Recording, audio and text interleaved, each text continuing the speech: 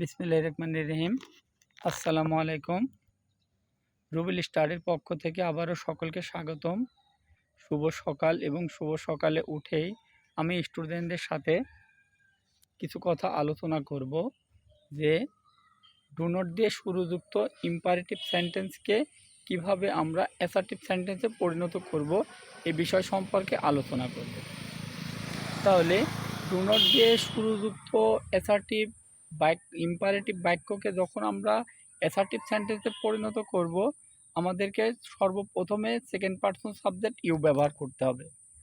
তারপর should not oblique would not, তারপর মূল ভার্বের প্রেজেন্ট ফর্ম, তারপর বাকি অংশ। তাহলে দিলেই আমরা ওই বাক্যটা অ্যাসার্টিভ সেন্টেন্সে পরিণত হয়ে যাবে।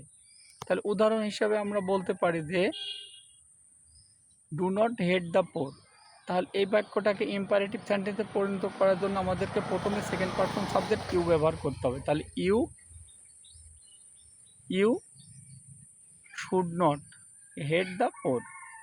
তাহলে অ্যাসার্টিভ সেন্টেন্স হয়ে গেল। তাহলে এইভাবে আমরা অ্যাসার্টিভ সেন্টেন্সে পরিণত করতে পারি। তাহলে ধন্যবাদ সকলকে।